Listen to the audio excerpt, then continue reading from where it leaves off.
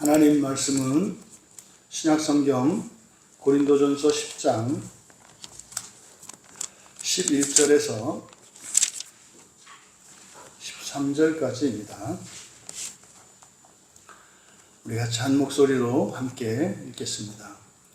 그들에게 일어난 이런 일은 본보기가 되고 또한 말세를 만난 우리를 깨우치기 위하여 기록되었느니라.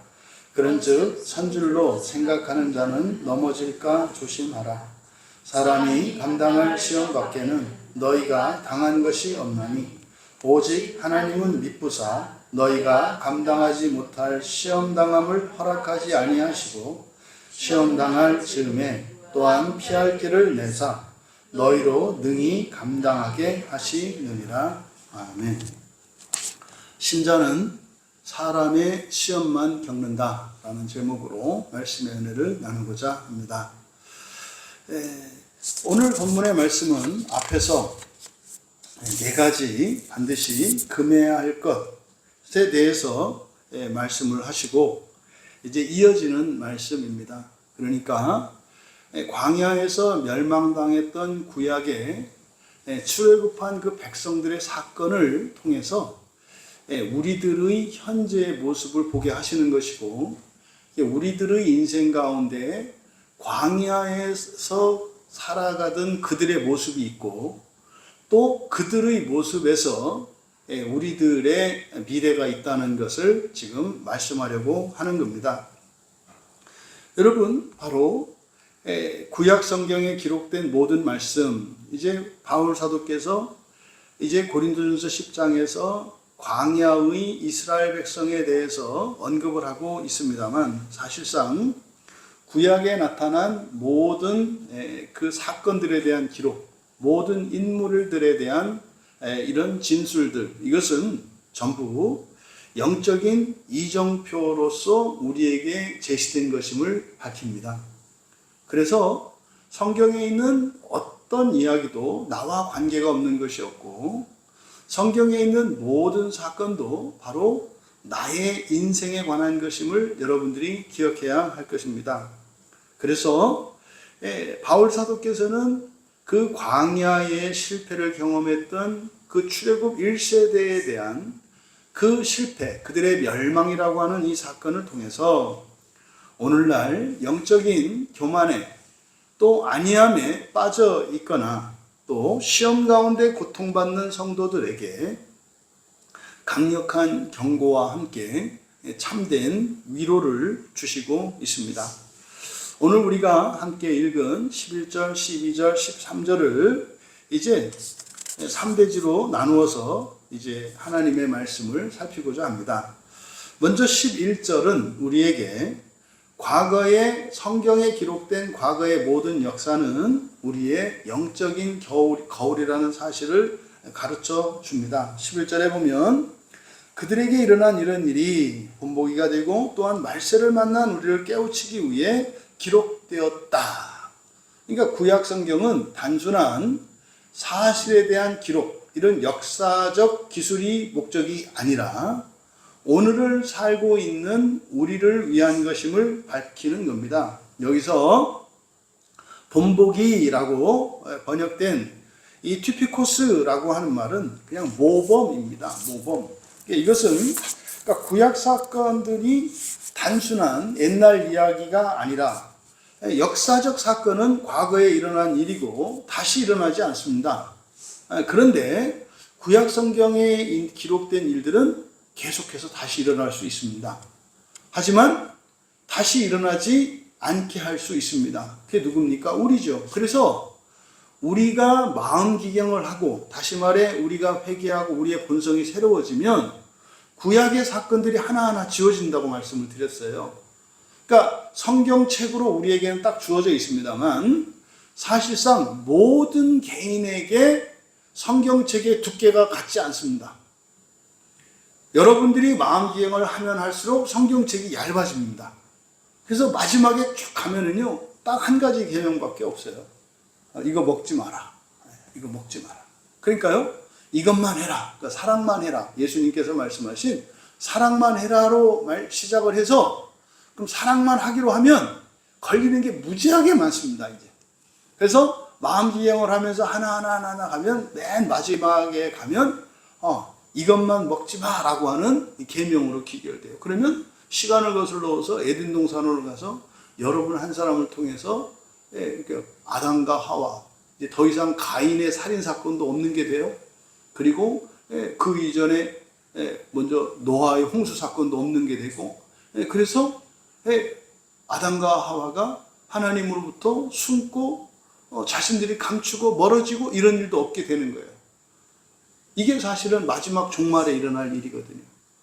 이것을 여러분들이 머릿속에 딱 염두에 두셔야 됩니다. 성경책은 옛날이나 지금이나 똑같이 있고 앞으로도 계속 있고, 이거는 창조의 하나님을 믿지 못하는 사람들의 사고방식이에요. 성경은 역사책이 아니라고요. 화석도 아니라고요.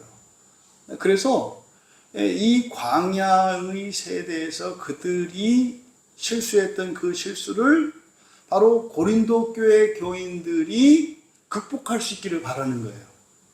그러니까 지금 바울 사도는 고린도 교회에 대해서 어떤 기대를 가지고 있습니까? 광야 사건을 없애려고 하는 거예요. 광야 사건을 없애고 광야에 40년이 없을 뿐만 아니라, 그러면 여러분들이 구약적 배경을 보면은 바로 가나안 땅에 들어가는 거잖아요. 가데스바네에서 바로 들어가는 사건이란 말이에요. 그래서 새로운 역사를 쓰기를 바라는 마음에서 이 편지를 쓰고 있다는 것을 여러분들이 기억을 하셔야 됩니다. 지금 이 바울 사도의 이 말씀, 지금 우리가 시험에 대해서 이제 살펴볼 것인데, 여기서 주고 있는 사실 많은 분들이 암송하는 구절 중에 하나죠. 집사님, 너무 걱정하지 마. 하나님께서는 사람이 감당할 만한 시험을 준다 그랬어. 그러니까 감당할 수 있는 거야. 이거는 절대로 해서는 안 되는 얘기라고 그랬죠. 이거는 그냥 딱 한 사람, 목사만 할 수 있어요. 목사만. 그리고 똑같은 고난 가운데 처했다 할지라도 모든 사람에게 똑같이 할 수 있는 말이 아니에요. 이게 무슨 말인지 알아들을 수 있어야 되고, 지금 시험은 관두고 그 말에 시험 들 수도 있단 말이에요. 그래서 이거는 함부로 할 수 있는 그런 말이 아니다. 그리고 본문에 대한 정확한 이해에 기초하지 않은 그런 말인 것을 오늘 우리가 알게 됩니다. 그래서 여기서 티피코스, 본보기라고 하는 것은 모형이고요. 이게 모범 이렇게 되는 말입니다. 그러니까 구약에서 출애굽한 이스라엘 백성들이 광야에서 40년을 돌다가 광야에 있다가 죽었던 사건, 그건 사실 왜 기록했다? 우리를 위해서. 우리를 위해서 기록했다고 말씀하는 겁니다. 그러면 그들이 광야에서 했던 일, 그러니까 지금 그들에게 일어난 이런 일, 이게 바로 앞에서 이야기하였던 네 가지란 말이에요. 우상숭배, 음행, 그리고 주를 시험한 것, 그리고 원망. 그래서 광야에서 그 출애굽한, 다시 말해 구원받은 백성들이 저질렀던 그 어리석은 일들을 이 네 가지로, 그래서 넷이라고 하는 숫자는 전체라고 그랬어요. 딱 네 가지만 했다는 게 아닙니다. 그래서 그들이 할 수 있는 모든 악하고 미련한 짓은 다 한 겁니다. 그런데 그것을 이제 네 가지로 요약한 거죠. 우상숭배, 음행, 주를 시험한 것, 그리고 원망. 여기서 특별히 조심해야 될 단어, 음행이라고 하는 이것은 이런 성적인 것으로 여러분들이 적용하시면 안 된다. 오늘날 이 음행이라고 하는 것은 그냥 자본주의라고 이해하시면 돼요. 사람을 도구화하고 수단으로 삼는 것. 그런 점에서 우리가 광야 1세대, 광야에서 멸망당했던 광야 1세대와 똑같이 살고 있다는 것을 말씀하는 거예요. 누가? 고린도 교회 교인들이. 근데 저는 그걸 누구라고 얘기하는 거예요? 우리라고 말씀을 드리는 거예요. 우리가 똑같다.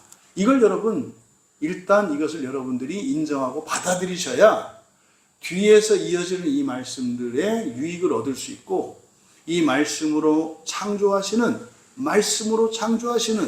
그 하나님의 새 창조의 은혜를 여러분들이 누릴 수 있게 된다는 사실입니다. 그래서 지금까지 잘 해왔는데 뭐 이제부터라도 하지 말아야지 이런 게 아니라 이 우상숭배와 음행과 주를 시험하는 것과 원망하는 인생이었다는 거예요. 우리는 그렇게 받아들여야 한다고요. 그래서 이런 일들이 번복이게 됐다. 그러니까 이게 바로 너희들이 그렇다 이 말이에요. 어쩌면 그렇게 똑같으냐 이 말입니다. 어쩌면 그렇게 똑같으냐. 근데 우리는 더 놀라운 것은 뭐예요? 2000년 전에 고린도 교회 교인들에게 바울 사도께서 어쩌면 그렇게 똑같으냐 하는 이 얘기를 2000년 지난 지금 제가 어쩌면 그렇게 똑같습니까? 라고 말하는 거. 여러분, 이게 단순한 문제가 아니에요. 왜 이런 이야기, 이런 말씀이 우리의 가슴을 파고들고 벌벌벌 두렵게 떨게 하고 내가 고집스러운 이것에 대해서 정말 절망하고 하나님께 은혜를 구하지 않는 근본적인 이유가 뭘까요? 세속성입니다. 세속성과 자기 절대정신이에요. 나는 이 세상에서 잘 먹고 잘 살기를 원한다. 나는 죽어서 지옥 가도 상관없다. 나는 이거를 바꿀 생각이 없다. 이것이 바로 가장 근본적인 원인입니다. 그러니까 이 세속성이라고 하는 것은 사실은 자연스러운 거예요. 교회에서 말하는 세속성은요, 당장 교회 바깥에 학교만 가더라도 권장하는 겁니다. 세속성이 뭡니까? 공부 열심히 하고요, 좋은 학교 가고요, 좋은 직장에 취직하고요, 그리고요, 돈 많이 벌 수 있는 직업을 선택하고요. 그래서 성공하는 거예요. 이게 세속성이라니까요. 그러니까 교회에서 말하는 세속성이 막 이렇게 저속하고 뭐 이렇게 이해하시면 안 돼요. 교회 바깥에서는 권장되고 존경받는 것이고 인정받는 것을 교회에서 세속성이라고 한다. 뭐 기본도 안 되는 이런 사람들, 아니 여러분, 세상에 기본도 안 되는 사람들 얘기를 왜 여기서 합니까? 여기는 전제가 뭡니까? 세속적으로 인간적으로 완성된 그 이상 이 초월적 세계에 대해서 이야기를 하는 거거든요. 그래서 특별히 이 네 가지 그들이 저질렀던 일들 가운데 음행이라고 하는 말은 오늘날 굉장히 오해되고 있어요. 그래서 성경 말씀을 성경 말씀으로 받아들일 수 없는 거예요. 아니 뭐 교인들은 그만두고 목사가 교인의 수를 불리고 교회 재정을 확보하고 늘리려고 하는 이런 일을 하는 게 음행이라니까요. 뭐 몇 년 만에 교회를 뭐 이렇게 이게 세속성이고 이게 음행이라니까요. 여러분, 목사가 무슨 사람을 많이 끌어들이려고 하는 뭐 경영자, 이렇게 교회에서 고용된 경영자입니까? 아니에요. 사람을 고치는 사람이잖아요. 우리의 심령을 고치기 위해서 고용된 하나님의 종이잖아요. 여러분들이 이걸 잊지 마셔라. 저의 목표는, 그리고 저의 사명은 어쨌든 제가 이 교회의 담임 목사로 있는 한 우리 광야교회에 있는 모든 성도들이 하루도 중단하지 않고 끊임없이 거룩해져 갈 수 있도록 돕는 일입니다. 근데 문제는 이제 원하지 않는다는 거예요. 원하지 않는 일을 해야 되는 사람이니까 이제 가끔 한 번씩 원할 때가 있죠. 이제 그때는 좀 이렇게 좀 짝짝꿍도 되고 이렇게 하는데 대부분은 이게 맞지 않거든요. 그래서 이 목사라고 하는 자리가 항상 하나님과 교인들 사이에서 선택을 해야 되는 이런 위치에 있어요. 그러니까 언제나 하나님 편에 선다는 것은 정말 이것은 하나님의 은혜가 고갈되지 않고 성령 충만하지 않고서는 감당할 수 없는 일입니다. 어쨌든 바로 그래서 이 일들이라고 하는 것은 네 가지 일을 말하고, 근데 그것은 본보기로 그들에게 일어났고, 여기서 일어나다라고 이제 번역한 단어가 함께라고 하는 쉼과 그 다음에 걸어가다라고 하는 바이노가 합쳐졌어요. 그러니까 여기서는 일어났다는 게 단순히 일어난 게 아니라 뭐예요? 같이 갔다는 거예요. 같이. 그냥 그런 일을 저질렀다 이렇게 표현한 게 아니라 사실은 여기에 사용된 쉰바이노라고 하는 이 말의 의미를 우리가 이해할 필요가 있다고요. 안 하는 일을 한 게 아니에요. 뭐 한 거예요? 계속 같이 갔다는 거예요. 계속. 여러분 그거 아시나요? 전기가 어떻게 여기까지 오는지 아세요? 저도 이제 최근에 알게 됐어요. 전 지금까지 어떻게 생각을 했냐면 저기 발전소에서 원자력 발전소가 됐든 화력 발전소가 됐든 거기서 이제 전기를 만들어 갖고 그 전기가 전기줄을 통해서 전달된다고 저는 믿고 있었죠. 그렇게 이제 알고 있었거든요. 저희가 어렸을 적에 저희 집이 발전소를 했어요. 전기 없던 시대에 저희 집이 제가 이제 발전소 집 아들이란 말이에요. 빛의 자녀거든요, 제가. 그래서 우리 집에서 발전기가 있었어요. 커다란 아주 큰 발전기가, 대형 발전기가 있어서 거기에 이제 기름 넣고 이제 발전기를 돌려가지고 이렇게 집으로 연결되어서 우리 집에서 이제 저 전기를 쓰는 거예요.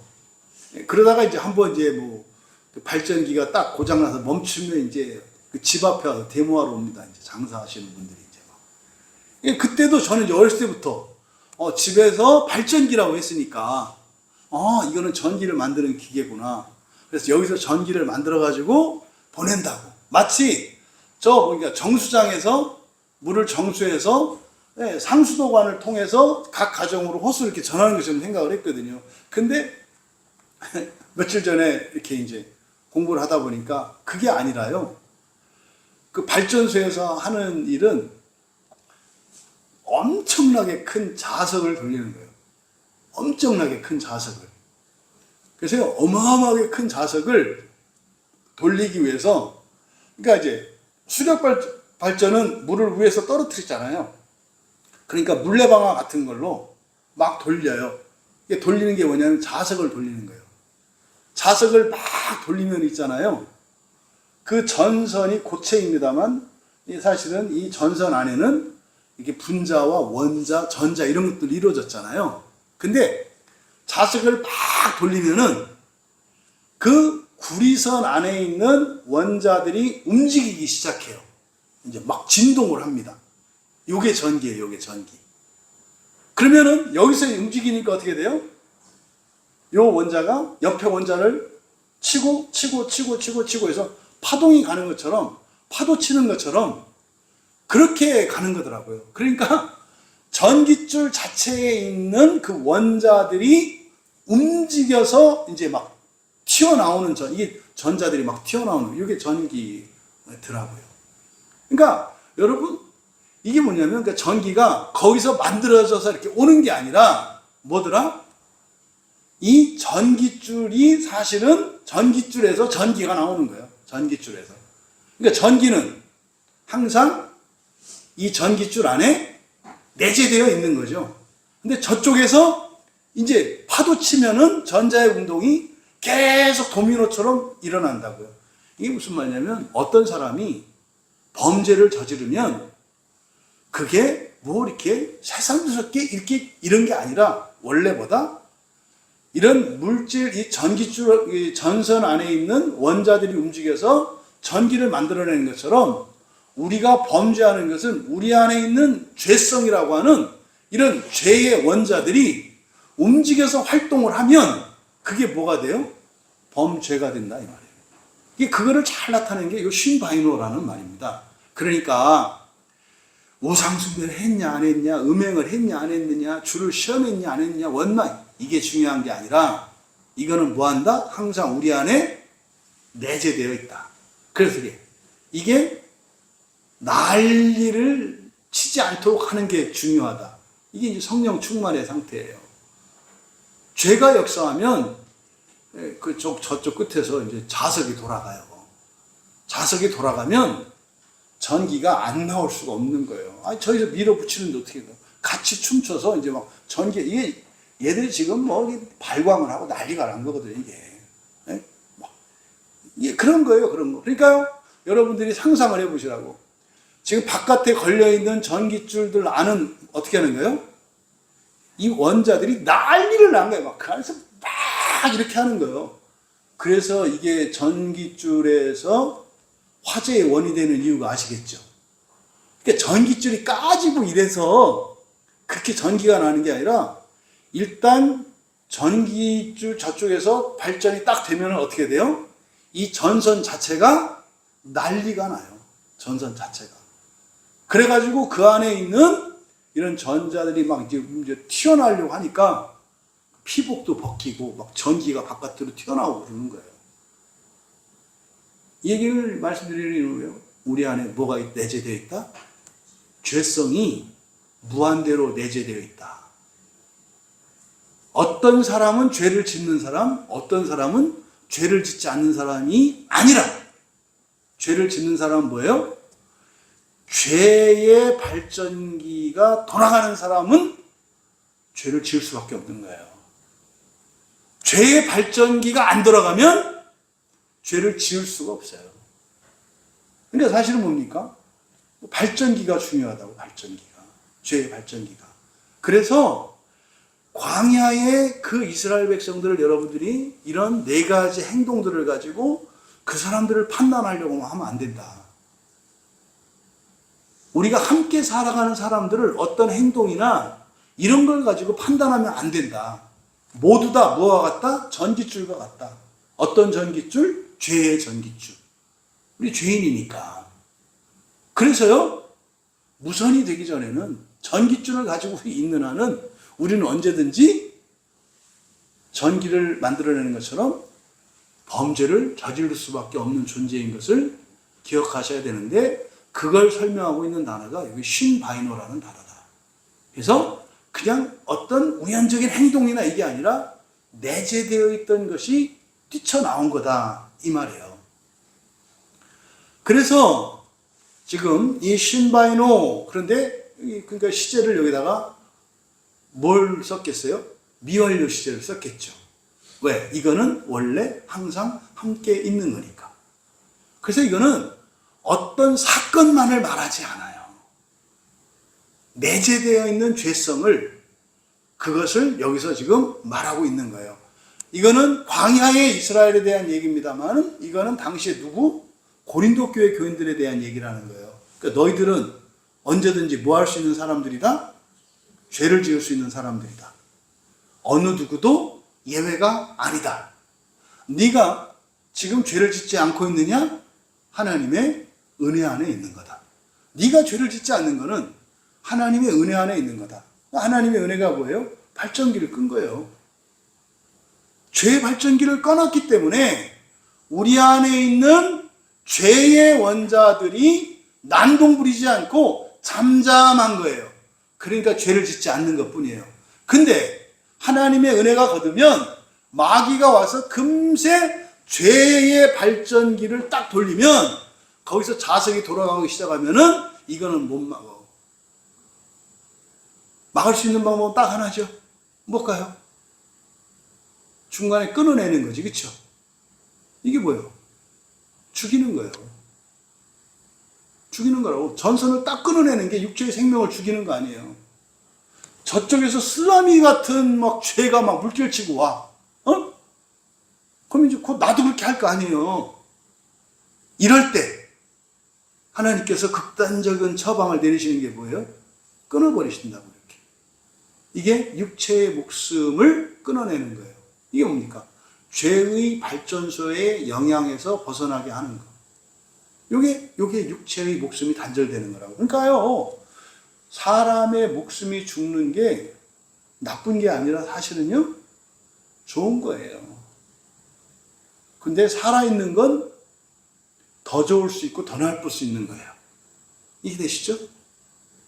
그러니까 지금 바로 지금 11절에서 말씀하는 이 얘기, 여기서 말세라고 되어 있습니다만 이게 말이라고 이제 종말 또는 말세할 때 이 말이라고 하는 이렇게 번역된 단어들이 주로 텔로스라는 말인데, 텔로스는 끝이라는 뜻도 있고요, 완성이라는 뜻도 있어요.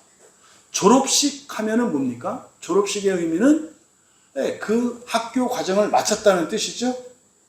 그래서 끝났다는 의미와 함께 거기에 뭐가 있어요? 완성됐다는 의미도 있잖아요. 아직 되지 않은 사람은 유급을 하잖아요. 졸업을 못 하잖아요. 그래서 끝난다는 의미와 함께 우리가 항상 생각해야 되는 게 뭐다? 완성의 의미가 있다. 이게 말이라는 말이고, 세는 아이온이에요. 시대라고 그랬죠. 그래서 여기 말세라고 번역되어 있습니다만, 여기를 그대로 직역을 하면은요, 그 시대들의 그 끝들이에요. 그 시대들의 그 끝들. 여러분, 우리는 시대들 그러면 어떻게 생각하죠? 고대가 있고, 그 다음에 중세가 있고, 근대가 있고, 현대가 있고, 그래서 일직선으로 쭉 이어놓잖아요. 근데 성경은 그렇게 말하지 않아요. 고대라는 시대가 있고, 옆에 건전지가 있고, 고대라는 건전지가 있고, 중세라는 건전지가 있고, 근대라는 건전지가 있고, 현대라는 건전지가 있다는 거예요. 그래서 그 끝들, 그래서 고대의 끝들, 중세의 끝들, 근대의 끝들, 이 현대의 끝들은 다 어디에 맞닿아 있어요? 종말에 맞닿아 있어요. 이걸 여러분 개인도 마찬가지예요. 5살 산 사람의 텔로스, 끝. 50살 산 사람의 텔로스, 끝. 똑같다 이 말이에요. 5살 산 사람은요, 5살 산 그것으로 심판을 받습니다. 50살 산 사람은요, 50살 산 그것으로 심판을 받습니다. 여러분, 우리는 이 땅을 기준으로 하니까 5살은 에게, 50살은 어이구 합니다만, 성경에서 기준은 종말이에요. 그러니까 5살 산 사람은요, 훨씬 종말에 가까운 사람이고요. 50년 산 사람은 종말에서 훨씬 먼 거예요. 누가 유리해요? 가까운 사람이 유리해요. 그럼 왜 성경에서는 장수를 복이라고 할까요? 개인을 위해서는요, 빨리 죽는 게 최고 좋은 거예요. 개인을 위해서는. 우리가 아무 관계가 없다면, 될 수 있으면은 그냥 어머니 뱃속에서 생겼다가 죽는 게 제일 좋고요. 에? 최소한 그냥 나오자마자 죽는 게 제일 좋고요. 어머니 뱃속에서 10달 사는 동안 얼마나 죄를 많이 짓는지 몰라요. 왜요? 죄의 발전기가 돌아가면 나게 돼 있다니까. 그냥 푹푹 찌르고 막 발길질하고 막 이렇게 소변도 못 보게 하고 대변도 못 보게 하고 소화도 안 되게 하고 막 어떤 때는 막 창자를 꽉 눌러가지고 안 내려가게 막. 이거 다 죄 짓는 길이지. 죄지. 여러분, 이걸 잊지 마셔야 돼요. 그래서 여기 끝이라고 하는 이 말에 여러분이 죽음의 문제 반드시 해결되셔야 된다 했어요. 광야교회 교인들은 이 죽음의 문제를 반드시 다 정리되어 있으셔야 돼요. 그 안 된 분들은 상담을 요청하셔야 돼요. 죽음의 문제가 여러분들이 정리되지 않으면은 죄의 발전기에서 계속 전기가 돌아와요. 하기 싫은데 막 이러고 산다고 평생을. 나 이러고 싶지 않은데 이러고 싶지 않은데 그렇게 해봐야 막 그러고 싶지 않은데 하다 또 저쪽에서 막 경기장에 또 쓰나면 또 이러고 싶지 않은데 또 이렇게 가만히 있어야지 안 해야지 또 막 돌아오면 또 막 아예 안 할 건데 이러고 살아요 우리가. 여러분, 여기서 끝이라고 하는 이 의미는 모든 사람 모든 시대에는 끝이 있다. 시간은 계속 가는 거 아니다. 시간은 언제나 현재밖에 없어요. 잊지 마세요. 우리는 과거, 현재, 미래에서 직선적인 시간관을 갖고 있어요. 사람들이 만들어낸 거거든요. 성경은 그렇게 얘기하지 않아요. 모든 시대에도 끝이 있고, 모든 세대에도 끝이 있고, 모든 개인에도 끝이 있는데, 끝은 다 공평하다는 거예요. 그렇죠? 그래서 거기서 살아간 것을 가지고 심판을 받기도 하고 상을 받기도 하는 거죠. 그런데 그냥 끝의 관점에서 보았을 때는 사실은 우리의 죄에 대해, 드러난 죄에 대한 심판이니까 빨리 죽는 게 오케이. 나를 위한다면. 근데요, 사랑하는 사람들을 위해서는 이게 달라지는 거예요. 내가 오래 사는 것이 더 좋으려면 내가 사랑하면서 살 때 오래 사는 게 더 좋아요. 만약에 사랑하면서 살지 않고 여러분들이 성령 충만하고 여러분의 마음을 기경하고 마음에서 은혜를 넘쳐 흘려보내지 않고 산다면 욥이 했던 고백과 같이 여러분들은 인생을 오래 산 거에 대해서 이를 갈며 후회할 겁니다. 이런 줄 알았으면 빨리 죽이시지. 욥의 고백 아시죠?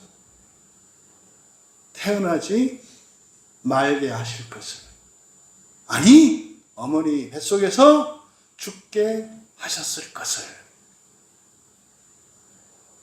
여러분이 인생을 마치고 난 뒤에 여러분의 수명에 대해서 감사하고 기뻐할 수 있기를 바랍니다.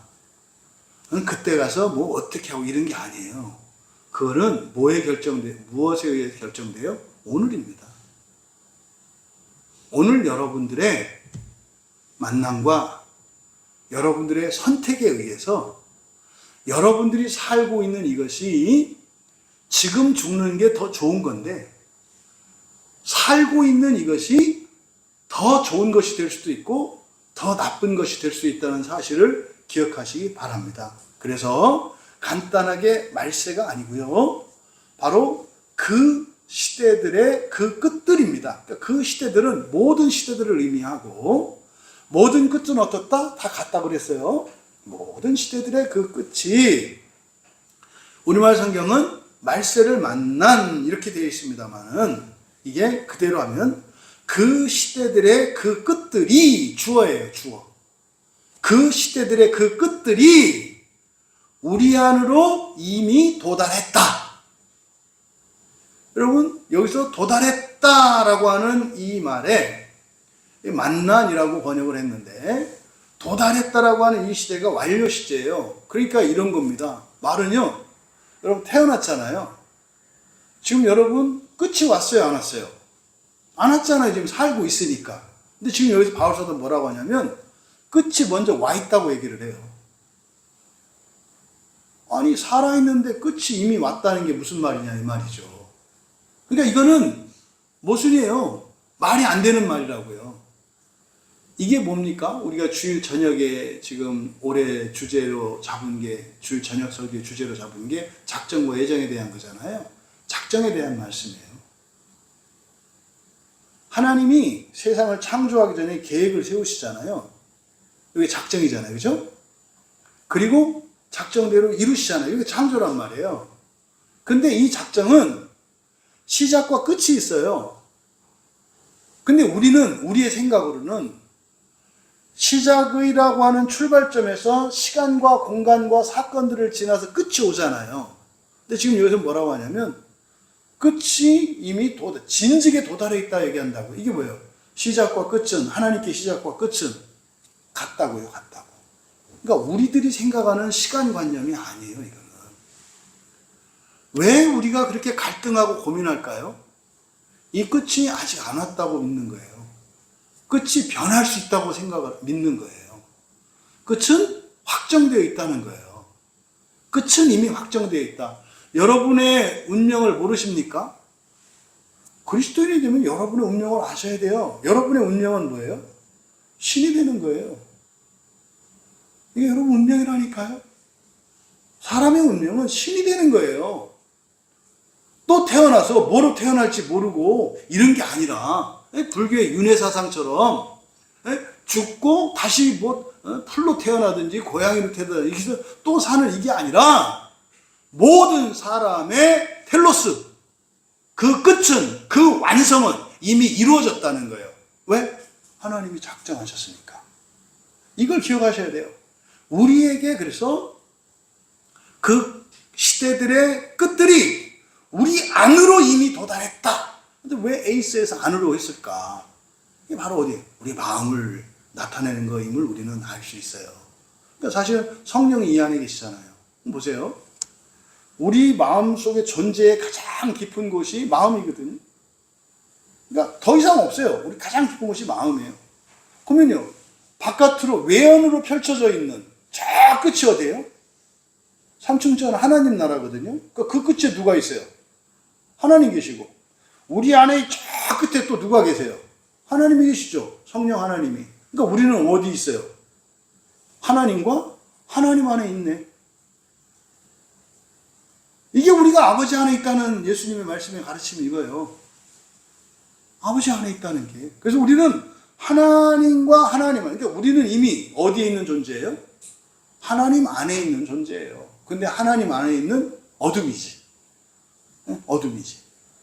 그래서 이 어둠이 어떻게 해요? 이제 빛으로 바뀌어야 되는데, 먼저 택하신 자들을 통해서 그들로 하여금 세상에 빛이 되게 하셔서 다른 어둠 가운데 있는 자들을 빛이 되게 하는 전도적 사명이죠. 선교적 사명이죠. 이렇게 해서 결국은요, 빛이신 하나님과 빛이신 하나님 사이에 있는 어둠인 우리가 하나님의 은혜로 구원을 받아서 세상에 빛이 되어 빛을 내며 다른 이들에게 그 빛을 전달함으로써, 그러니까 죄의 발전소는 죄를 일으키게 해요. 근데 우리는, 구원받은 우리들은 죄의 발전소가 아니라 뭐예요? 의의 발전소, 진리의 발전소, 빛의 발전소가 되는 거죠. 그러니까 우리의 발전기가 예전에는 죄의 발전기였는데 이제는 의의 발전기, 예전에는 어둠의 발전기였는데 이제는 빛의 발전기, 예전에는 거짓의 발전기였는데 이제는 진리의 발전기, 옛날에는 사망의 발전기였는데 지금은 생명의 발전기로 바뀌었다는 사실을 가르쳐 주세요. 그런데 문제는 발전기를 둘 다 가지고 있어요. 둘 다. 어떤 발전기를 키냐에 따라서 빛을 낼 수도 있고 어둠을 낼 수도 있고 생명을 낼 수도 있고 사망을 낼 수도 있어. 그런데 얘들이 광야에서 킨 발전기가 뭐였다? 죄의 발전기였다라고 지금 11절에서 이야기를 하는 겁니다. 그런데 바로 그 이미 우리 안으로 도달해 있는 바로 그 시대들의 그 끝이라고 하는 것은 완성의 의미고 그건 성령을 의미해요. 그래서 11절을 통해서 우리에게 지금 말씀하시고자 하신 바는 뭐다? 과거의 역사는 우리의 영적인 교훈이라고 그랬는데 성령이 우리 안에 들어오심으로 우리는 이제 두 개의 발전기를 갖게 됐어. 그런데 광야에 있던 걔네들은 생명의 발전기를 켜지 않고 사망의 발전기를 켜서 그러니까 사망했어 라고 말씀한다 이 말이에요. 이 말은 뭐라 그랬어요? 본보기라고 그랬죠. 그러니까 우리가 생명의 발전기를 켜기가 쉽다, 사망의 발전기를 켜기가 쉽다. 사망의 발전기를 켜기가 쉽다. 쉬운 정도가 아니라 미완료 시제로 늘 사망의 발전기를 켠다는 거예요. 누가? 고린도 교회들이. 근데 얘들은 예전에는 애굽에 있을 때는 발전기가 하나밖에 없어서 어쩔 수 없었어요.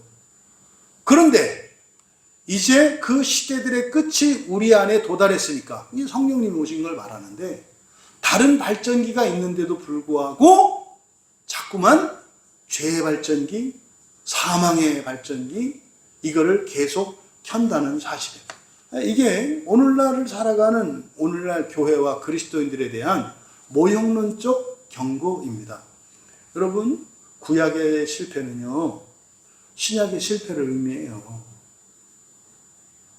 늘 그냥 대충대충 예배나 드리고 교회 다니고 이렇게 살면 다 망해. 여러분, 사람이 자기의 수입을 조금만 올리려고 해도 얼마나 힘든지 아시죠? 네? 투잡을 할 때 이게 얼마나 힘든 일인지 몰라요. 그런데요, 우리가 완전히 근본적으로 이것을 바꾸려고 하는 일, 수천 년, 어쩌면 수만 년이었을지도 모르는 인생의 그 한계를 넘는 일이 그게 가능하겠습니까? 불가능하죠. 하나님의 은혜로만 가능하죠. 그럼 우리의 마음가짐은 어떻게 된다 이 말이에요? 예사의 마음을 가져서는 안 된다 이 말이에요. 죽기로 작정하지 않고서는 하나님이 우리를 넘게 하시는 그 한계를 돌파할 수 없다고요. 그거를 뒤에 13절의 끝에 가시면요, 피할 길이라는 말이 있어요. 피할 길. 여기 피할 길이라고 번역을 해놨는데요, 이게 출구예요. 출구. 그러면요, 지금 11절에서 말세의 만난이라고 번역된. 그래서 우리가 어땠다 했어요? 그 시대들의 끝들 11절에 이제 말세라고 표현되어 있는 이것이 13절에 무엇과 연결되어 있는 거요? 피할 길이라고 연결된 출구와 관계되어 있어요. 출구. 이렇게 연결되어 있는 거예요. 그래서 여러분, 우리가 예수님을 믿고 살아갈 때, 그래서 예수님이 요한복음 5장 29절에서 부활에 대해서, 부활의 두 종류에 대해서 말씀하시잖아요. 생명의 부활이 있고 심판의 부활이 있다. 이게 뭐예요? 발전기 두 개 있어, 니들. 사망의 발전기를 켜고 살든지 생명의 발전기를 켜든지 전기는 들어올 거야. 그런데 심판의 부활, 다시 말해 사망의 발전기를 켜면 똑같이 밝으니까 먼저 좋은가 보다 하겠지만 그 끝은 어떻게 한다? 네, 심판으로 지옥에서 연단을 거쳐야 된다 이 말이에요. 근데요, 생명의 부활, 이건 뭡니까? 이거는 우리 안에 있는 하나님의 은혜의 발전기예요. 우리가 돌리는 게 아니라 이것은 성령께서 하시는 거거든요. 그래서 지금 11절의 내용을 요약하자면 뭡니까? 광야에서 출애굽 1세들이 다 멸망당한 건 아니잖아요. 여러분, 의외로 그 광야에서 그 살아남은 사람이 누굽니까? 그러면 대부분 여호수아와 갈렙만 살아남은 줄 알아요. 대부분 다 죽고 이렇게 했다고. 아니죠, 그렇죠? 그러니까 광야에서 살아남은 사람들 많아요. 40년 동안 태어난 애들이 있죠. 무지 많지 않겠어요? 더 많을 거예요, 죽은 사람보다. 광야 2세대. 그 다음에 광야 1세대라 하더라도 여호수아와 갈렙만 살아남은 게 아니에요. 살아남은 게 누가 있어요? 레위 지파예요. 레위 지파는 하나님의 소유된 이들이기 때문에 그들은 광야에서 안 죽어요. 그러니까 이거를 여러분들이 정확히 아셔야 된다고. 그래서 광야에서 엎드려 죽은 자들만 있는 게 아니라 산 자도 있다. 이게 예수님이 말씀하신 생명의 부활과 심판의 부활이다. 그러니까 직접 가나안 땅으로 들어가는 사람들, 심판을 거치지 않고 둘째 사망의 해를 입지 않고 들어가는 생명의 부활로 들어가는 자가 있고, 광야에서 엎드린 자들, 이 사람들이 구원 받은 사람이에요, 안 받은 사람이에요? 받은 사람이에요. 출애굽한 사건은 세례 사건이고 구원받은 사건이에요. 근데요, 구원받았는데 죽었단 말이에요. 그럼 가나안 땅에 그때의 기준으로 못 들어갔어요. 그럼 어디 가요, 이 사람들이? 네, 과외하러 간다고, 과외하러. 어디로? 지옥으로. 지옥을 거쳐서 간다고요. 그러니까 여러분, 이걸 정확하게 아셔야 돼요. 정확하게. 요 내용만 알아도 정말로 헷갈리고 혼동되지 않아요. 여러분들이 일상 가운데에서 생명의 발전기를 킬까, 사망의 발전기를 킬까 선택이 와요. 항상 하루 종일 여러분들이 그거 선택지라고요. 이거 킬까, 이거 킬까. 그런데 왜 사람들이 사망의 발전기를 켜요? 이거 모르기 때문에 그래요. 모르기 때문에. 절대로 사망의 발전기는 켜지 마라. 그런데 그들이 본복이라고 그랬으니까 너희들 지금까지 계속 사망의 발전기를 키면서 살아왔고 지금도 키고 있어. 이게 뭡니까? 니들 광야에서 엎드러졌던 멸망당했던 1세대와 똑같은 위치에 있어. 사실은 이게 무슨 얘기예요? 고린도 교회 교인들한테. 니들 적지 않은 애들이 다 지옥 갈 거야 라고 지금 말씀하는 거예요.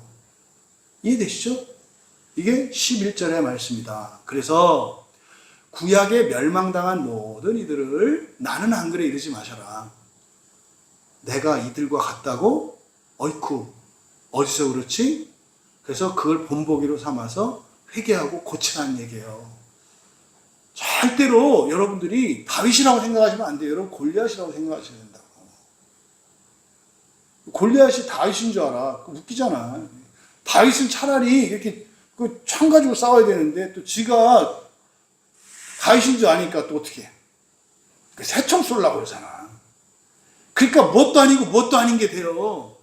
세상적으로 세속적으로 성공하는 것도 아니고 그렇다 해서 생명의 부활로 하나님 나라 들어가는 것도 아니고 그러니까 골리앗인데 골리앗이 누릴 수 있는 그 영광도 못 누려.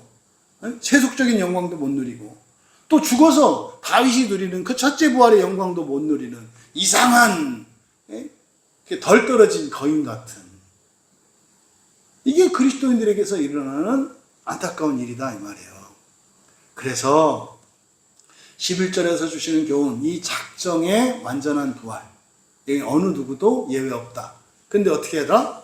이스라엘의 실패를 거울로 삼아서 우리가 일상을 살아갈 때 여러분들이 선택을 하는 그것이 어떤 결과를 나타내는지를 아셔라. 그리고 여러분의 부활은 이미 결정되어 있다.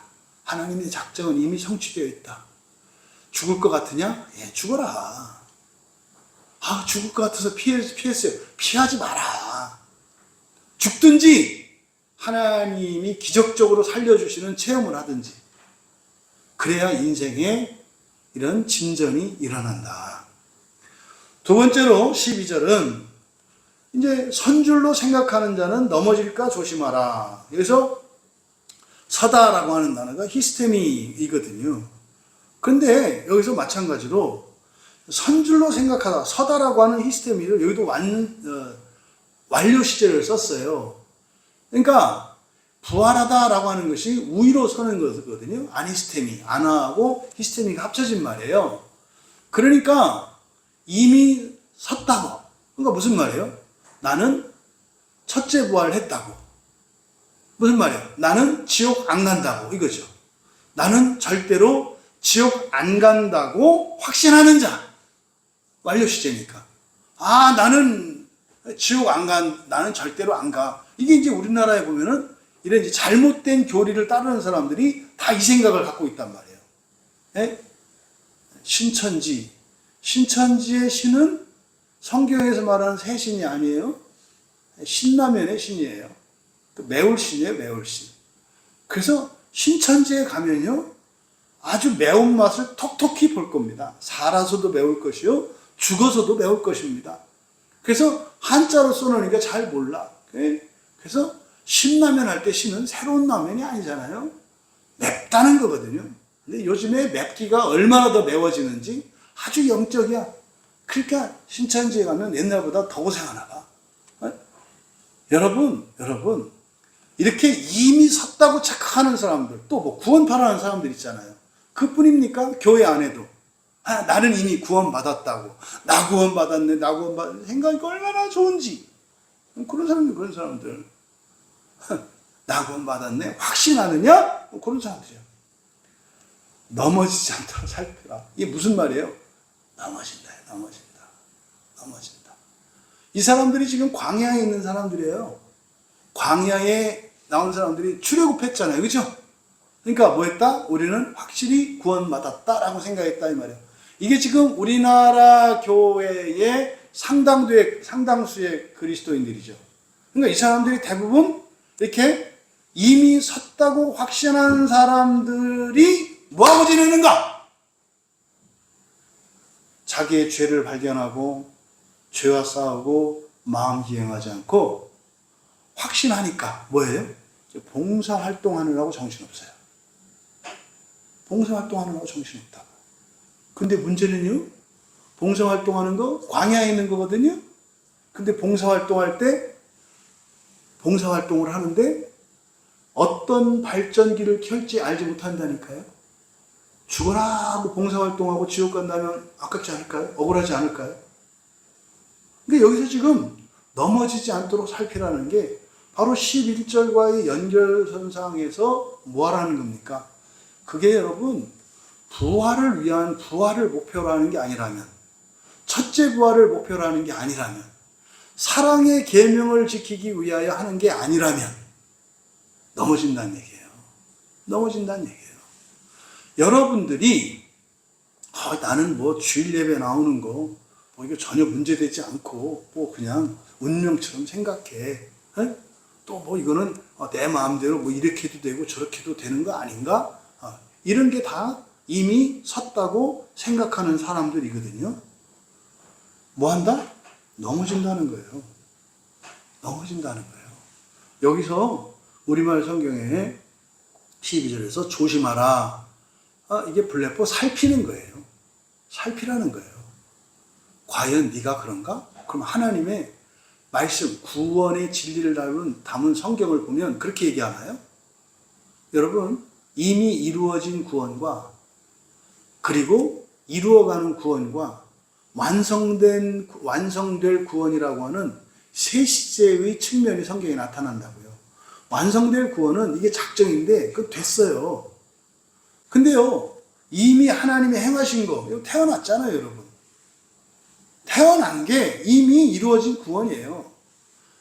여러분들이 예수 믿었잖아요. 이미 이루어진 구원이에요. 그리고요, 이루어질 거예요. 부활할 거예요. 근데 우리는요, 중간을 살아간다니까요. 중간을 살아가는데 우리는 중간을 살아갈 수 있는 그 힘, 원동력이 되는 발전기를 몇 개 가지고 있다?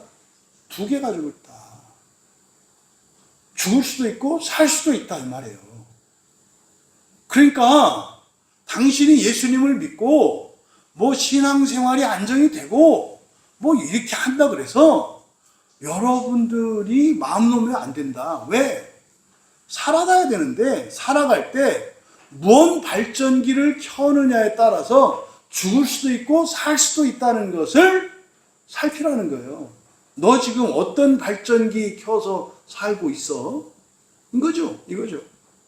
그래서 여러분, 항상 우리가 인생을 살아가는 동안 우리의 인생의 가장 위험한 적은 외부에 있지 않아요. 가난도 아니고요. 박해도 아니고요. 네? 어떤 강도나 사망이나 이런 거 아니에요. 우리의 가장 강력한 적은 어디 있어요? 내 안에 있는 마음이에요. 여기서 어떤 발전기를 켜느냐가 중요하다. 이게 이제 마음기행에서 여러분들이 거짓 감정에 이끌려서 살아가면 그게 사망의 발전기, 죄의 발전기거든요. 근데 여러분, 죄의 발전기가 전기가 나온다 안 나온다? 나와요. 생생하게 나와요. 이 거짓 감정이 기가 막힌 생각도 해내고요. 발명도 하고요. 기가 막힌 지혜도 만들어낸다니까요. 그러니까 생명의 발전기나 사망의 발전기나 전기를 일으키는 건 똑같아요. 힘을 일으키는 건 똑같다고. 똑같이 열심을 일으켜요. 근데 결과가 완전히 다르다는 사실. 그래서 현재를 살아가는 동안 여러분들 끊임없이 살피셔야 돼요. 마귀가 가끔 와서 스위치를 바꿔 낀다니까. 나는 생명의 발전기를 켜놨다고 그래서 내가 생명의 발전기를 켰어. 그러니까 이건 생명의 발전기야. 그때 마귀가 하하하 하면서 와가지고 몰래 이 죄의 발전기를 딱 켜놔. 동시에 들어오니까 뭐 그때 또 더 밝아지겠네. 은혜라고 하겠네. 그렇죠? 좋다고 하겠죠? 그리고 나서 딱 한다고 뭐 이제 일상이네. 일상이 아니지. 지옥을 향해서 내려간다는 거예요. 이걸 기억하시기 바랍니다. 그래서 살아가는 동안은 여러분 날마다 두렵고 떨림으로 우리의 구원을 이루어 가야 합니다. 늘 십자가 앞에 겸손히 엎드려야 하고 늘 성령님을 의지해야 되고 늘 성경 말씀을 살피고 설교를 반복해서 들으시고 여러분의 일상 가운데 여러분이 근본 감정에 의해서 추동받는지 거짓 감정에 의해서 추동받는지 그리고 근본 감정에 의해 추동받았을 때 사랑으로 승화시키고 있는지 멈춰서고 있는 것은 아닌지 그것으로 거짓 감정으로 증폭되고 있는 것은 아닌지. 네, 저는 개인적으로 정말 이 마음기경의 유익을 엄청 누리고 있거든요. 네. 네, 우리 교인들은 최소한 그럴 수 있었으면 좋겠어요. 여러분 자신뿐만 아니라 여러분 주변에 있는 이들이 이 사람 발전기를 저 사망 발전기 켰구나. 생명 발전기 이거를 분별할 수 있게 바래요. 그래서 여러분들이 죄의 발전기를 좀 꺼주시고 네? 생명의 발전기를 좀 키워주시는 그게 이제 그 사람에게는 그게 기쁘고 감사한 일로 여겨지지 않아요. 자꾸 전기 끌려고 하니까 그걸 이제 망하게 하려고 하는 것 같다 이 말이에요. 어린아이 같으면 강제로 꺼야죠. 어린아이 같으면. 근데요, 철든 사람은 그렇게 할 수가 없어요. 또 그렇게 하면 안 돼요.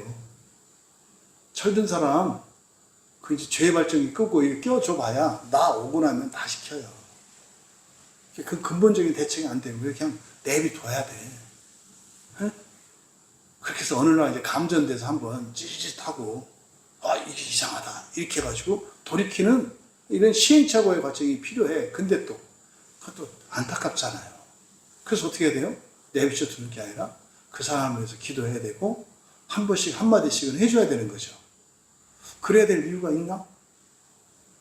그렇게 해서 어떤 유익이 있나? 물어봐야 돼요. 왜? 진짜? 이 두 가지 질문만 해도 금세 알아챌 수 있다니까요. 근데 그렇게 한 7년, 8년 이렇게 했으면 제 생각으로는 일상생활 할 때 왜? 진짜 이것만 좀 이렇게 습관이 될 법도 한데 안 돼. 그러니까 한 60년은 걸리나 봐. 그러니까 여러분들이 끊임없이 되뇌이셔라. 이게 지금 12절에서 넘어지지 않도록 살피라고 하시는 말씀이에요. 어느 누구도 안전한 사람 없습니다. 왜? 마귀가 가만히 안 있어요. 마귀가 열심을 내거든요. 그래서 여러분들 깜빡 조는 사이에 와서 죄 발전기를 켜고 간다고요. 네? 저 설교할 때도 와서 켜고 간다니까요. 설교할 때도. 하물며 우리 일상생활을 어떻게 써요? 그러니까 여러분들이 늘 살피시며 승리하시는 여러분 되기 바랍니다. 그 다음 13절에서 마지막 세 번째로 우리는 사람의 시험을 겪지만 하나님은 피할 길을 내신대요. 근데 지금 13절은 오해하기 쉽게 번역되어 있어요. 오직 하나님은 이제 13절에 보시면 사람이 감당할 시험 밖에는, 이게 무슨 말이죠?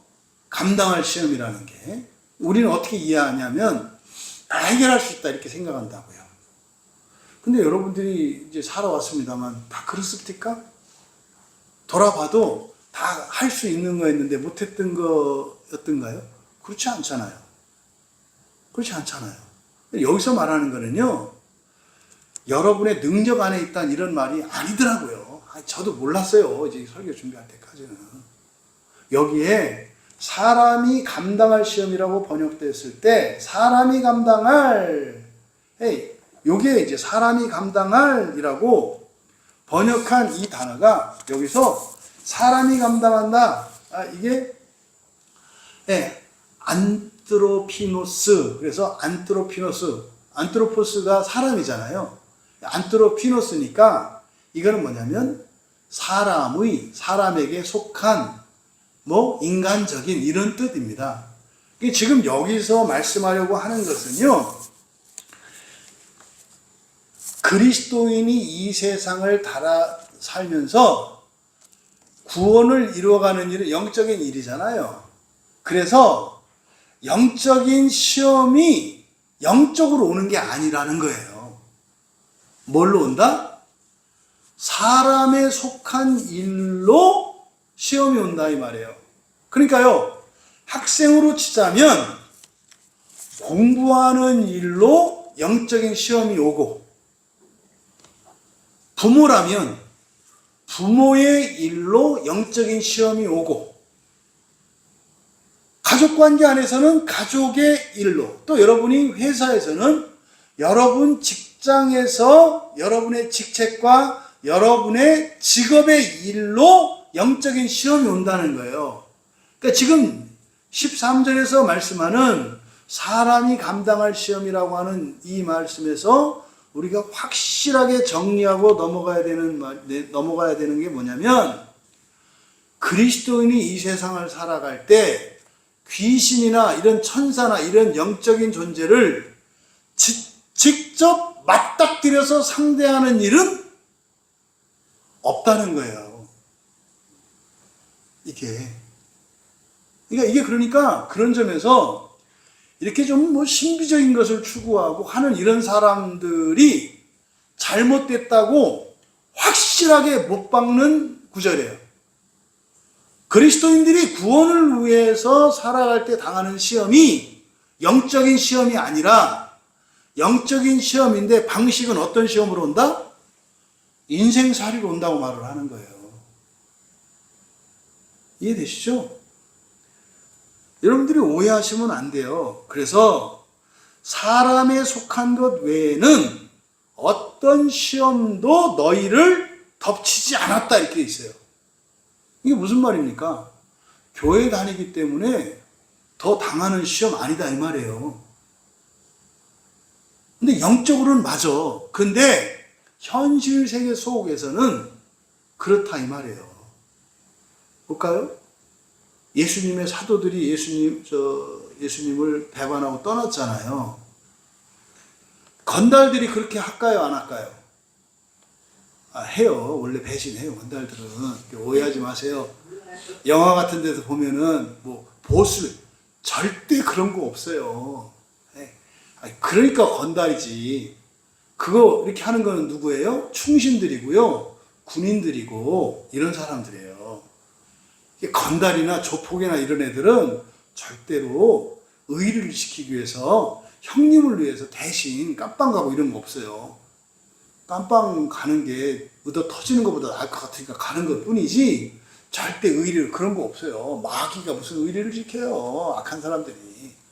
이게 영화에서 만들어내지는 그 로망이에요. 친구인지 뭔지 많이 먹었다 아이가 그런 거 없어요. 내가 죽어서 귀신 되서라도 내 너를 복수 이렇게 하는 거지. 여러분 그리스도인이라 그래서 특별한 어떤 시험이 오는 게 아니라 뭐다? 인간적인 시험이 온다 이 말이에요. 그러니까요 인간성의 시험이라고요. 인간성의 시험. 오해하지 마시라고. 종종 그리스도인들 중에 귀신하고 싸우려고 하는 사람들이 있어요. 그거는 이제 귀신의 놀이개예요, 놀이개.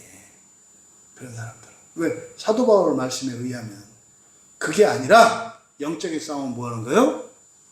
여러분과 함께 살아가는 사람들과 살아가는 일상생활을 통해서 영적인 시험이 온다고 말씀하는 겁니다. 이거를 바로 내가 할 수 있는 일, 할 수 없는 일, 이런 의미가 아니다. 그러니까 저도 이제 여기서 이제 바로 잡았죠.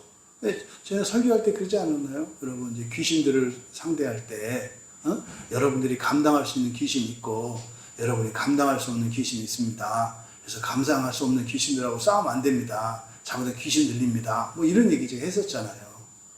근데 그 전까지는 저도 이제 그렇게 한다고 믿었었으니까.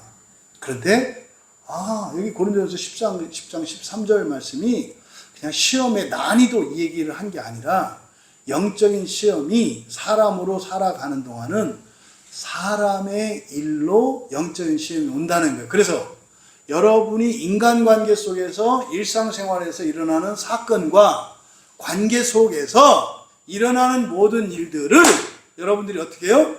영적인 의미를 찾아내야 되는 거예요. 영적인 의미. 그래서 여러분이 오늘 안 좋은 일이 있었을 때 그 안 좋은 일을 통해서 이거를 영적인 의미를 발견하셔야 된다고. 그럼요, 이 문제를 잘 해결하면 뭐 한다는 거예요? 영적으로도 승리하는 거다라고 말씀하는 겁니다. 그래서 이렇게 신비적인 이런 종교적인 행위나 이런 현상들, 이런 거에 속지 마시고 심취하지 마세요. 그러니까 목회자들 중에 이제 그런 사람들이 있어요. 지난번 우리 시찰 수련회 때 가가지고 그 제주도에 있는 어떤 이제 사역자를 만났는데 되게 이렇게 이제 영적인 얘기를 영적이라고 이렇게 얘기를 많이 하더라고요. 근데 그게 아니라 여러분들이 옆에 있는 사람을 사랑하고 믿어주고 참아주고 기다려주고 좀 여러분들이 손해를 좀 보더라도 그걸 통해서 저 사람이 돌이킬 수 있다면 하나님 난 이게 기쁩니다. 이런 방식으로 시험을 겪고 시험을 당하는 거다라고 하는 것을 기억하시라는 거예요. 그래서요, 사람을 상대하는 것 자체가 믿음을 지키는 시험이라는 거예요. 영적인 시험. 그래서 영적인 실체들과의 직접적인 싸움. 그리고 뭐 천사가 여러분 아래 것들 아닙니까? 힘은 세지만. 그렇지 않아요? 주인이 머슴하고 싸우겠어요? 지금이야 이제 아직 온전하지 않으니까 머슴이 까불고 장난칠지 모를지라도 그 자존심 상하지 마세요. 응? 그게 뭐니까 장교들도 군대 가면 훈련소에서 훈련받거든요. 이게 이등병한테 존댓말 한단 말이에요. 장교 후보생도 군대 가면. 왜? 훈련생이니까. 그랬다고 그 부글부글 끌어오는 사람도 있어요. 내가 장교 후보생인데 저게 이등병 주제 막 이렇게 막 부글부글 끌어오르고 학교 그러다가 훈련소 퇴점 받아가지고 장교도 못 되고 뭐 이런 사람도 있거든요. 천사들은 여러분들의 아래 것들인 것을 잊지 마시기 바랍니다. 현재로는. 하지만 그래서 그것들과 힘으로는 싸울 수 없어요. 그래서 여러분들이 싸우는 영적인 싸움은 누구와 싸운다? 여러분과 함께 살아가는 사람들과 싸운다. 사람들과 싸운다. 그래서 인간관계 속에서, 일상 속에서 영적인 싸움을 인식하시고 싸워내고 승리하시는 여러분 되시기를 바랍니다. 그리고 오직 하나님은 미쁘사. 미쁘다는 게 무슨 뜻이에요? 미쁘사. 그게 미쁘다. 그러면 이제 미쁘다니까 믿음, 기쁘다. 믿고 기쁘다. 이게 뭐 이상하게 번역을 해놓은 거죠. 이게 피스토스예요, 피스토스. 피스토스는 믿을만하다 이 말이야. 믿을만하다. 그러니까 신실하다. 이게 뭐 신실하다는 게 믿음 좋다 이런 얘기가 아니라요. 믿을만하다. 그러니까 뭡니까? 신용 있다 이 말이에요. 여러분들이 누군가와 계약을 맺을 때 그 이전에 조건이 뭐예요? 서로 믿을만 할 때 계약을 맺잖아요. 이게 피스토스입니다. 피스토스. 그래서 미쁘사 하는 것보다는 그냥 그대로 사전적인 의미를 드러내는 게 이해하기 좋다. 그래서 하나님은 어떻다? 믿을만 하다. 그럼 하나님이 믿을만 하다는 게 어떤 뜻이에요? 전지전능하시다는 거. 전지전능하시다는 거. 그래서 헤세드의 하나님이잖아요. 내가 좀 잘못하고 실수하더라도 어떻게 해요? 하나님이 막아주신다는 거예요. 계약이 유지될 수 있도록. 이런 의미 있어요. 그래서요, 하나님은 선하시다는 거, 하나님은 전지전능하시다는 거. 그러니까 하나님에 대한 이해를 어떻게 해요? 믿을만하다 이렇게 얘기를 하는 거예요. 하나님은 믿을만하다. 우리가 믿을만한 분이 하나님이다. 이렇게 이야기를 하는 겁니다. 그래서 너희가 할 수 있는 것 이상으로 시험받는 것을 허락하지 않으실 것이며, 이게 이제 무슨 말이냐면, 할 수 있는 것 이상으로 시험받는 것을 허락하지 않는다. 이게 뭡니까? 인간관계 속에서 도발을 해서 여러분으로 하여금 화나게 하고, 여러분으로 하여금 수치심을 느끼고 거짓 감정을 갖게 하는 어떤 사람은 반드시 있어요. 반드시 있어요. 신자가 되고 나면 깨닫게 되는 사실이 있어요. 어떤 교회 가도 그런 인간은 꼭 있다. 꼭 있다. 요걸 말하는 거예요, 요거를. 그런데 그걸 가지고 너무 하나님을 원망하거나 실망하거나 낙심하지 마라. 왜? 하나님은 믿을 만한 분이니까. 그러니까 여러분 주변에 붙여놓은 사람들은 다 여러분들에게 도움이 된다는 거예요. 이 얘기를 이렇게 말씀한 거예요. 하나님은 신실하셔서, 그러니까 믿을만해서 너희가 할 수 있는 것 이상으로 시험받는 것을 허락하지 않으실 것이며, 그 다음에 이게 이제 오히려 이게 이제 번역이 좀 자연스럽지 않습니다. 시험당할 즈음에 또한 피할 길을 내신다 그랬어요. 시험당할 즈음에 또한 피할 길을 내신다. 그러면 시험을 극복하는 거예요? 피하는 거예요?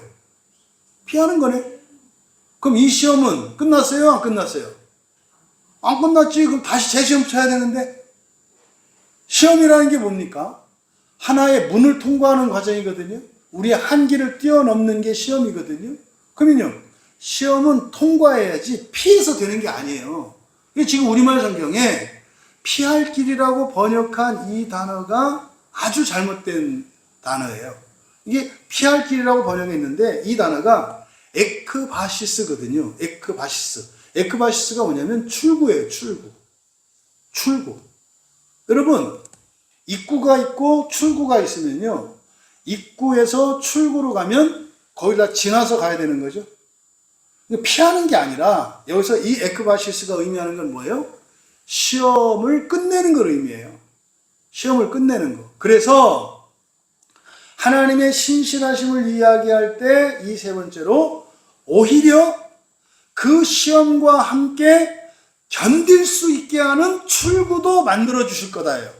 여기 그대로 직역하면 오히려 그 시험과 함께 견딜 수 있게 하는 출구도 만들어 주실 것이다. 이건 미래 시제예요.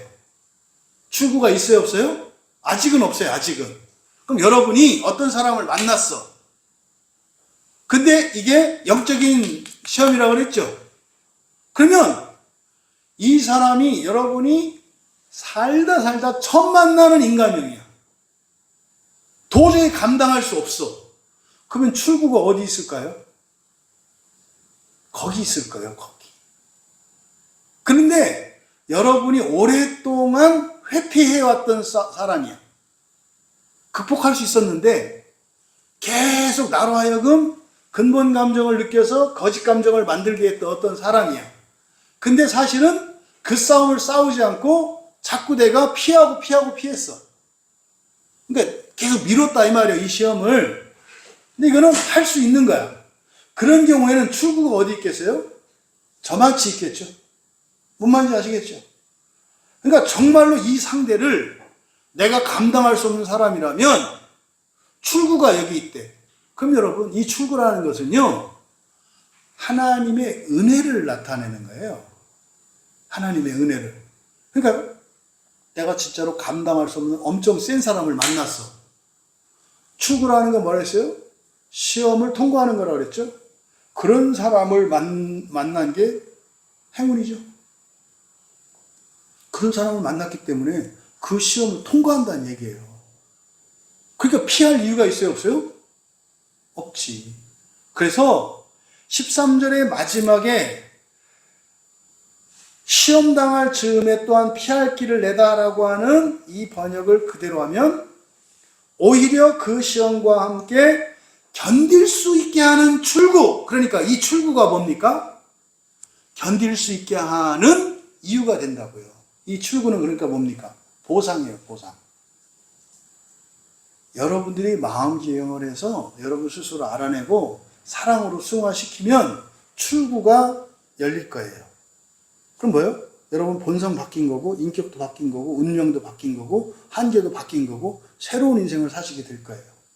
그런데 여러분 때문이 아니라 공동체적인 죄의 문제 때문에 여러분이 감당할 수 없는, 그리고 여러분이 만나지 않아도 되는 억울하고 답답한 엄청난 원수가 여러분 앞에 나타날 수도 있어요.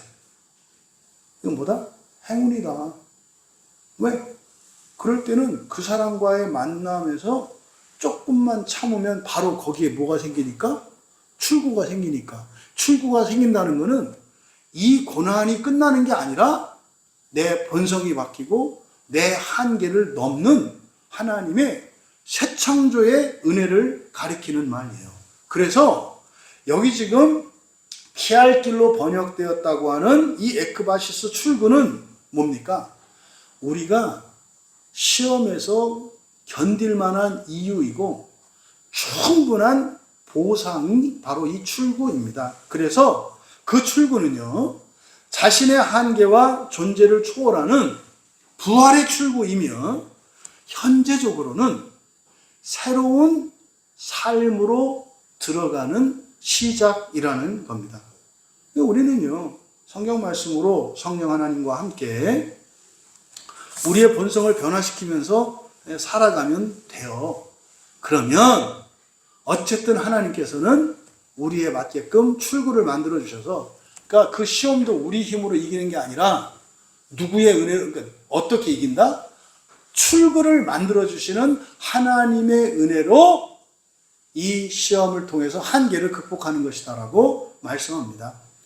여러분, 말씀을 맺으면서 그리스도인의 차별성이 무엇인가를 생각해 볼 수 있기를 바랍니다. 그리스도인들도 비그리스도인들과 똑같이 살아간다는 거예요. 똑같이. 그래서 어떻게 해요? 사람의 시험을 겪는다는 거예요. 다. 예수를 믿으나 안 믿으나 인생의 시험, 사람의 시험을 똑같이 겪는다는 거예요. 내가 예수를 믿기 때문에, 교회를 다니기 때문에 겪는 이런 부당하고 답답한 그런 시험이 아니라, 여기서 안 당한다면 당신이 지금 예수를 안 믿고 교회 안 다니고 있다면 똑같은 시험을 바깥에서 당하고 있을 거라고 말하는 거예요. 교회를 다니기 때문에 여러분들이 해야 될 일을 못하고, 교회를 다니기 때문에 여러분들이 더 특별한 어려움을 겪는 일 없다고 말하는 거예요. 여러분이 지금 여기서 어떤 시험을 겪고 있습니까? 어차피 그거는 당신이 겪어야 될 시험인데 교회 아니라 바깥에서도 겪겠지. 근데요, 그리스도인의 차별점은 뭡니까? 시험을 겪지 않는 게 아니에요. 출구가 약속되어 있다는 거예요. 세상은 평생 그 시험을 달다 맨날 평생 당하다가 그냥 죽을 수 있는데, 교회 안에 있는 그리스도인은요, 그런 일 없다. 그 시험을 영적인 시험으로 받아들이고 인내하면 하나님이 어떻게 하신다? 한계를 넘게 하신다. 한계를 넘는 게 뭐다? 새 창조하신다는 거다. 새 창조한다는 게 뭐다? 내 본성을 바꾸고 내 인생을 바꾸고 내 환경을 바꾸고 운명을 바꾼다는 뜻이다. 이게 그리스도인의 차별성이에요. 어려움을 겪지 않는 게 아니라 모든 어려움에서 구원하시는 하나님의 출구에 대한 약속이 있다는 거. 그러니까요, 그 시험을, 인생의 문제를 영적인 문제로 바꾸지 않고 또 하나님의 출구에 소망을 두는 게 아니라 피하려 하거나 인간적인 방식으로 그것을 대응하려고 할 때 예수 믿지 않는 사람들과 별반 다르지 않은 인생을 살아간다는 거예요. 여러분, 우리가 성경 말씀과 성령 하나님을 의지해서 우리의 옛 본성을 십자가에 못 박기로 하고 변화를 추구할 때, 이게 이제 영적으로 인식하는 거죠. 하나님은 반드시 우리 인생에 막힌 장애물들을 허물어 주시고 새로운 인생으로 나아가는 출구를 열어 주실 것이라는 이 말씀을 믿음으로 받아들일 수 있기를 바랍니다.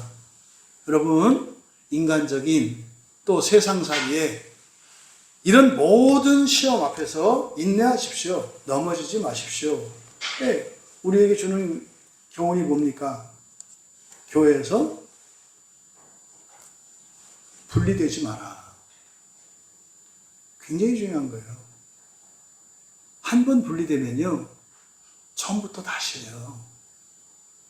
처음부터 다시라고. 마지막 정상에 그 출구까지 갔다가 딱 분리되는 순간 어디로 가요? 처음으로 다시 갑니다. 그러니까 너무나 안타까운 일은 적지 않은 그리스도인들이 이 일을 반복해요. 하나님이 출구를 마련해 주시면 열고 지나가야 되는데 그때를 못 참아서 그 앞에까지 가서 딱 끊어버려요. 끊어버리는 건 여러분 지속적으로 끊는 거 아니에요. 한 번이에요, 한 번. 그러면 처음부터 다시라니까요. 이런 일들이 우리들에게는 더 이상 일어나지 않기를 바랍니다. 끝까지라고 하는 말은 뭡니까? 하나님이 출구를 내어주실 때까지예요. 그래서 모든 인간적인 그리고 일상의 사람 살아가는, 학생들로 얘기하면 공부하는 거, 여러분들로 말하면 뭐 가정의 일이나 회사 일이나 이런 어려움과 함께 문제 있잖아요. 이게 시험이거든요. 이게 시험이라는 거예요. 모든 문제가. 그런데 어떻게 한다? 새벽에 뭐라 그랬어요? 여호와의 입에 묻지 않는다고. 그게 뭐예요? 끊어지는 거예요. 끊어지는 거라고. 제가 목사라서 하는 얘기가 아니라 여러분들의 일상에서 일어나는 크고 작은 문제들은요, 목사하고 반드시 교류하셔야 돼요. 그거는 의지가 약한 그게 아니라 이게 뭐기 때문에? 영적인 시험이기 때문에. 영적인 시험이기 때문에. 그래서 사소한 문제가 생겼을 때 이 문제를 해결함으로써 여러분의 영적인 문제가 동시에 해결될 수 있다고. 이게 그리스도인이라니까요. 부디 오늘 아울사도께서 고린도 교회에 주셨던 이 말씀이 신자는 사람의 시험만 겪는다. 여기에 이제 생겼던 거예요. 그러나 그것을 영적인 시험으로 바꿀 수 있다. 인간관계가 회복되는 거? 그냥 인간관계로만 회복될 수도 있고요. 그것을 영적인 문제로 회복하면 여러분 인생이 바뀐다 이 말이에요. 부디 시험에 관하여 주신 이 말씀이 우리들에게 정말 영적인 생명이 되고 힘이 되시기를 주님의 이름으로 축원합니다. 말씀을 생각하며 우리 함께 기도합니다. 지금까지 우리들이 살면서 겪었던 이러저러한 모든 일들, 그게 뭐냐면 시험이었다고 성경이 말해요. 학창시절의 문제들, 그 시험이었대요.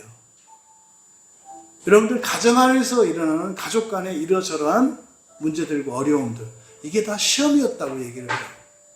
여러분 회사에서 일어나는 이런 일들, 또 여러분 일상에서 예기치 않게 일어났던 이런저런 일들로 인해서 여러분들이 힘들었고 괴로웠고 했던, 이게 다 영적인 시험이었다고 말해요. 절대로 영적인 실체와 맞닥뜨려 싸우는 것은 없대요. 우리의 인생을 다시 한번 영적으로 재해석하시고, 그동안 그저 단순히 인간관계인 줄 알았던, 그래서 출구를 열고 나가 새로운 인생으로 나가지 못했던 그것을 안타까워하시고, 이후로는 내가 살면서 겪는 모든 문제를 겪을 때마다 하나님이 만들어주시는 출구를 열고 나가게 하옵소서. 그렇게 살기를 원합니다. 그래서 인생의 이러저러한 문제, 인간관계 속에서 일어나는 이런 좀 골치 아픈 이런 일들, 그것이 오히려 그것으로 인하여 출구를 만들어주시는 하나님께 소망을 두고 살게 하옵소서. 은혜를 구하며 함께 기도합니다. 존귀하신 하나님, 오늘 말씀을 통해 저희들이 살아가면서 겪는 크고 작은 모든 문제들이 영적인 싸움인 것을 알게 되었고, 또 시험에 대한 주님의 교훈을 통해 저희들이 지금까지 살아왔던 지난 삶을 되돌아보았고, 또 앞으로 어떻게 살아가야 할지를 결단하였습니다.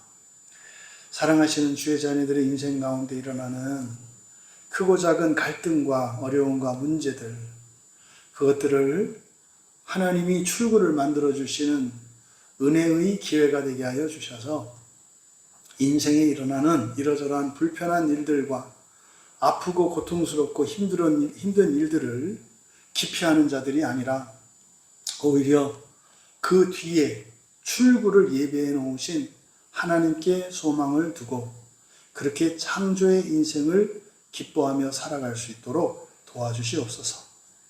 감사하며 예수님의 이름으로 기도하옵나이다.